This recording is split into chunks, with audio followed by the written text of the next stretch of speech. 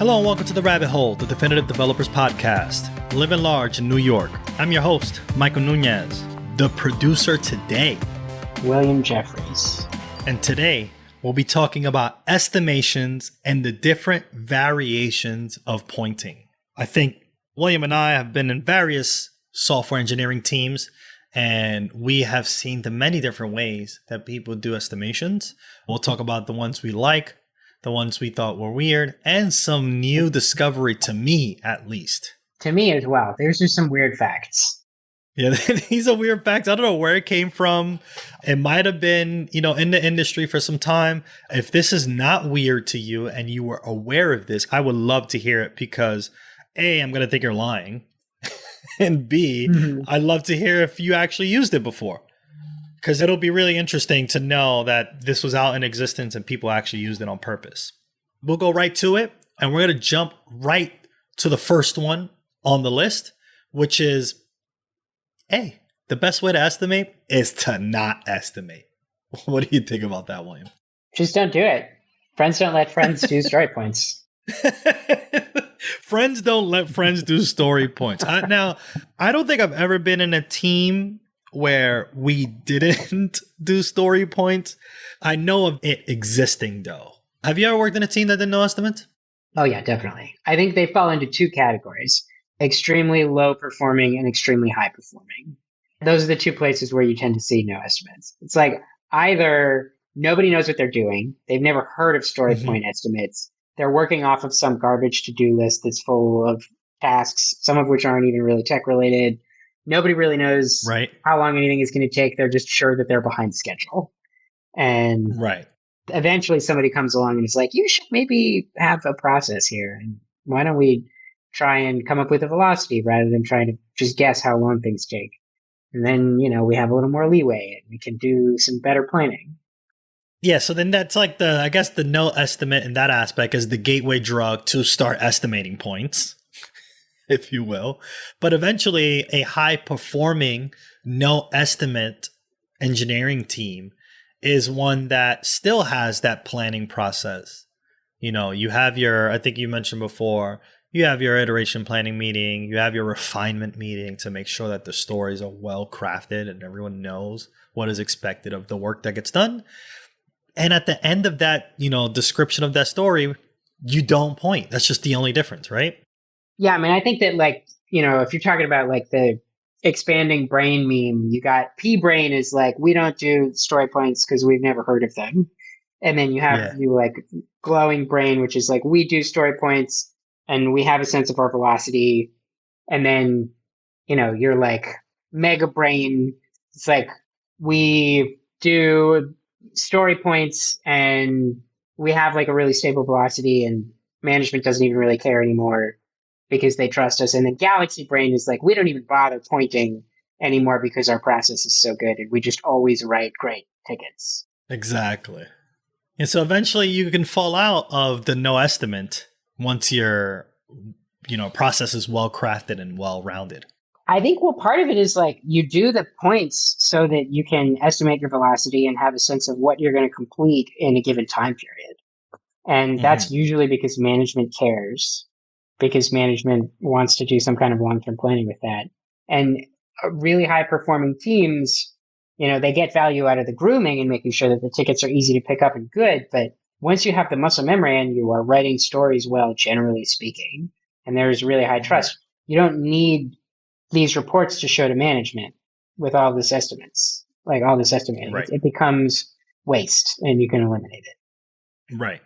If no estimates is something that your team does, I think that you're at a point in time where you are mature of a group enough to be able to move forward without estimates. And definitely an interesting way to do your estimations, right? The best way to do it is to not do it, I guess. Next up, we have something that's a little bit more familiar to some folks, to me especially, and it's planning poker. The idea of planning poker is you legit have a deck of cards. I remember, I don't know if you've actually used cards. Have you ever used cards, William, like physical cards? Yeah. Mountain Goat Software had a deck that they put out. I think it used to be you could order branded decks of planning poker cards for your company. Yeah, Kevin Thomas, friend of the show, got me a deck of cards that I used at the company that I was consulting in, and we used it to do it one time, and it's a great experience. The cards have, numbers on them: 0, 1, 2, 3, 5, 8, 13, 20, 40, and 100. And people will read the story, get an understanding of what it is. You 3, 2, 1, shoot, and you throw your card, and whoever has discrepancies can have a conversation, and you talk about it with the cards that are there. I think that is the most standard way of doing estimates I've seen, which I thought works at every team. Anytime that it's introduced, everyone seems to like it, enjoy it, and kind of, it leads to a healthy debate why someone may have thrown a 3 versus a 5 and what that means. Yeah, there are apps online you can get that will do this as well. Or you can just have like an anonymous Google Doc. But it's really helpful if you can have the reveal happen at the same time for everybody. So you don't have that thing where everybody looks at the most senior person on the team or the person who's most familiar with that corner of the code base, and they just kind of copy whatever number that person throws. A lot of teams will just hold up fingers, and invariably that's what you see. Or you do it over a Zoom call and people are just posting into the chat, and it's like people wait until somebody else goes and then they just copy. Yeah, exactly. And I think that, software definitely can help so that it is revealed all at the same time, which I think definitely works versus a Zoom chat where it's everyone spamming 3, because that's usually the number that gets thrown out for every story. But planning poker is good and it's standard, I imagine. If I had to introduce estimations to a client, that's probably where I would start. We're going to take a turn into something a little bit more interesting in terms of what kind of, items or physical objects we use for estimations. The one that I've seen in a team that I worked at and was introduced to is t-shirt sizes, right? Everyone knows a particular t-shirt size. They start from extra small to small, medium large, and extra large.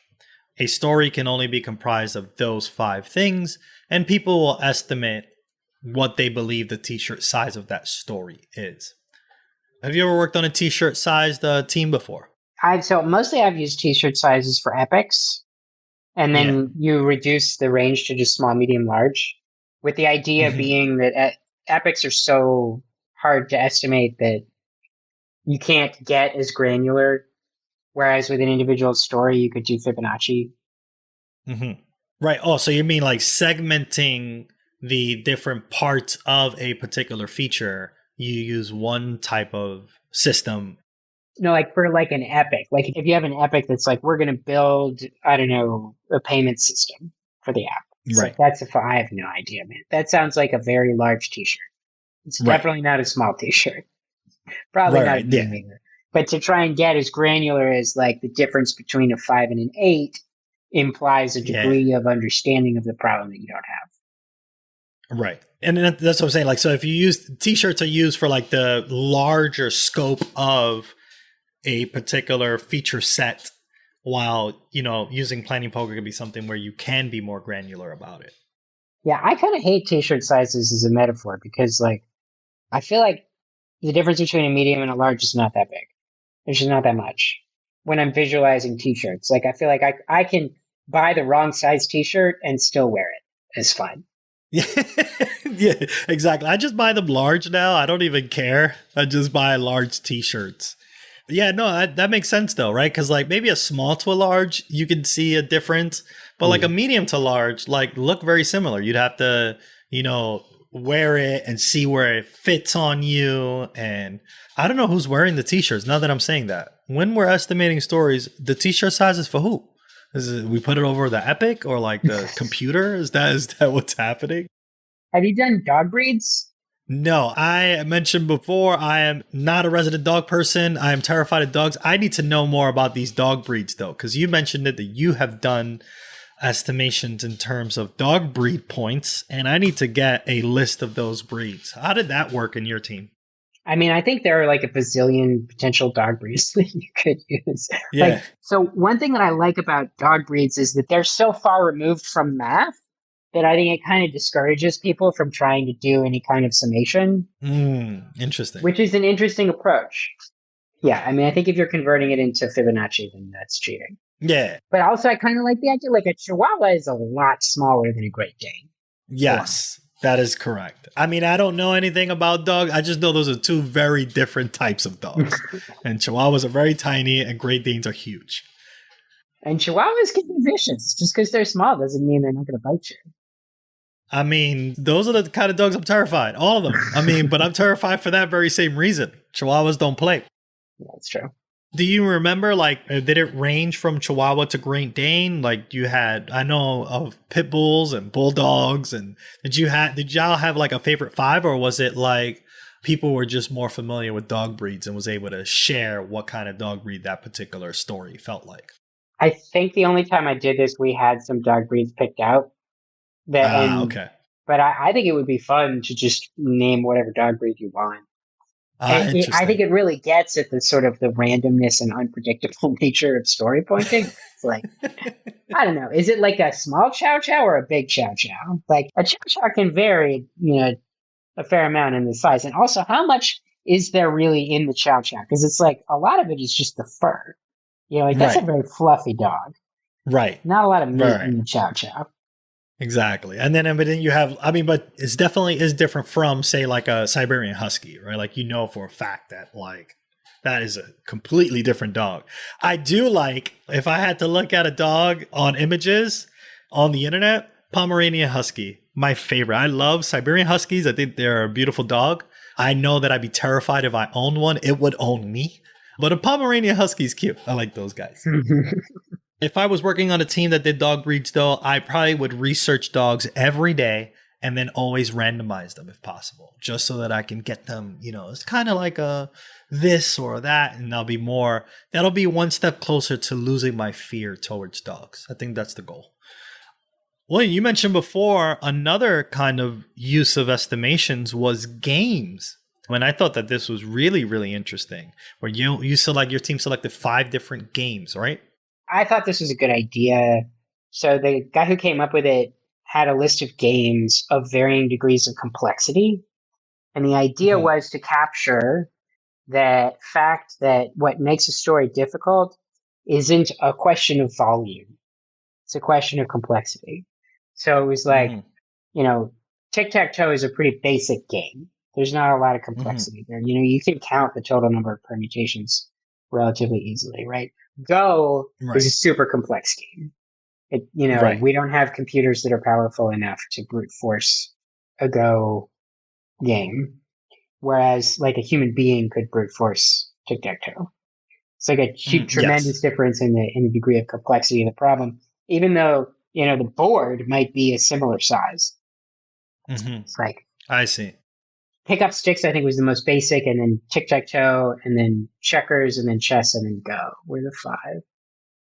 Right. And then like it's very similar, even like the example of like checkers and chess, right? You can play those games on the same board, to my knowledge, right? I think there's like black and red and the checkers board and black and white, but I think it has the same size in order to play a game. Please correct me if I'm wrong.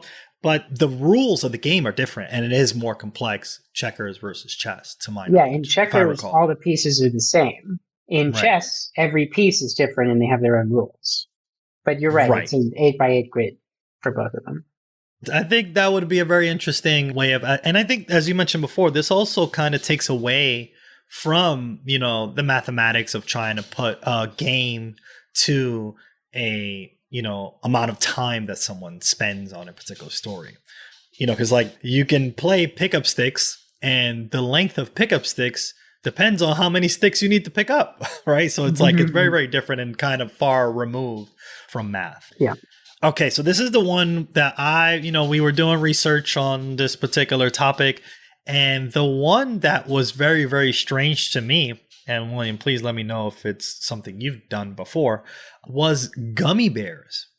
Have you ever heard of the gummy bear system? I'd never heard of this. This is news to me.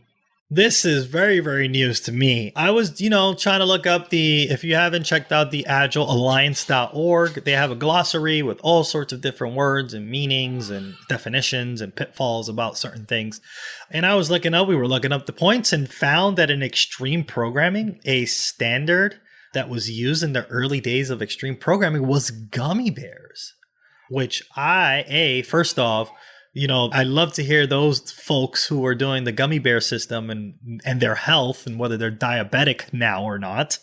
But it was just very, very odd way of estimating stories. I will do my best to do a reading from c2.com for actual gummy bears for estimation. It goes something like this. Each programmer gets a bag of real physical gummy bears at the computer to munch on while programming. The contents are counted out before and after a programming session. Programmers should be instructed to eat them at least a certain baseline rate representing work done while motivated and yet not required to think. Say 1 per 15 minute of perfectly in the groove work. I guess that's they talk about when they're in the zone and stuff. But without an upper limit. But a programmer who notices a sharp increase in his or her own or partners, in the case of pair programming, gummy bears of complexity intake should treat this as a thought smell and step away to think about the task at hand or switch roles. So the idea is you take a bag of gummy bears and you set them down. As you're working on the story, you pick up a gummy bear and eat the gummy bear. And if you're, are working efficiently and in the groove, as it says in this little passage, you may complete the work in X amount of gummy bears that you're familiar with. Does that make sense at all to you, William? Have you ever done that with a snack, like with M&Ms or with gummy bears or gummy worms? No, I find snacking during programming to be super dangerous because you can just consume a huge volume of gummy bears or whatever the snack is. Exactly. Who eats one gummy bear at a time? Don't tell me how to live my life, man. I'm going to take a handful if I have to, if I need to, especially if I'm anxious about a problem. But I think that's what this is trying to capture. It feels like Japanese water torture or something. To you have to wait another 15 minutes before you get your next gummy bear. Try and focus on work with this gummy bear like right next to you, and you're not allowed to touch it for 15 minutes. Yeah, exactly. It's as the gummy bear is staring at you. Please eat me. I am delicious. It's like the marshmallow test for kids, but for programmers. Yeah, exactly. But for adults, programmers, right? The resulting context, according to the article, is each programmer develops his or her own metrics for task complexity based on past history. He or she can expect to eat X many gummy bears while completing the next task, following the usual practice.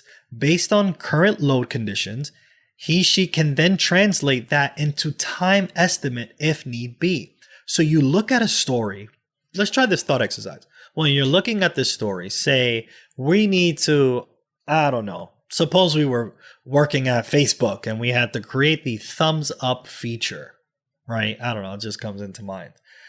Well, how many gummy bears do you think that would take for you? And like the fact that you would know a number and you'd be like, yo, Bobby, that's going to take me 12 gummy bears to eat. And I'm like, cool, 12. Let's put that on the board. Get your 12 gummy bears. Let's go. Could you think of a scenario in your past where you would have thought in terms of gummy bears? No, definitely not. I mean, I think that this is getting at the idea of uninterrupted quality work hours, which is a metric I've always hated. Right. Where they're like, you should have 5 quality work hours during the day. It's like, you're getting too precise with your time estimates. This is unrealistic. You can't guess that. And that's the point of estimates, right? Because we can estimate the amount of time something's going to take, but it's not like the actual amount of time. I think this might lead to, it's just you're kind of avoiding the question of, why did it take so long to why did you have to eat so many gummy bears? I mean, this gummy bear thing is pretty interesting. There are some drawbacks. I'm not going to read through those. Diabetes. It's one of the drawbacks. Yeah, no. One of the drawbacks here in this list says you'll kill any diabetics on your team. So I'm guessing they were aware that people who are using the gummy bear system for estimating points are more likely to A, kill any diabetics, or B, introduce diabetes to a developer's life, which I don't think that is a good thing we should do. We should be building healthy. How many celery celery stick. sticks? The celery stick system, yes. We should definitely think about more healthier ways of estimating. If you would change, I think celery sticks is a great addition. I'm curious to hear what are some other ways we would change this food estimation system for celery sticks. I had M&Ms in mind, but that again, that'll lead to diabetes for sure. Almonds, maybe? I don't know. That seems like Almonds are like those pack a punch. Those are calorically dense. yeah. I mean, yeah, and then you'd feel full at a day's worth of work if you have like, if a story takes 10 almonds, then you're probably like, oh, okay, and I'm done for the day. Like, I'm good. Yeah, be curious to hear what other kinds of food you would use to estimate. And if you actually use gummy bears, if this is a thing you've done in the past, I would love to interview and talk about how this system worked out for your team. Did everyone get diabetes? Did they find it effective? Right? I'm just like really curious because this came right into our laps and I wanted to share this with individuals. Follow us now on Twitter at Radio Free Rabbit so we can keep the conversation going. Like what you hear? Give us a 5-star review and help developers just like you find their way into the rabbit hole. And never miss an episode. Subscribe now however you listen to your favorite podcast. On behalf of our producer extraordinaire, William Jeffries, and my amazing co-host, Dave Anderson, and me, your host, Michael Nunez, thanks for listening to The Rabbit Hole.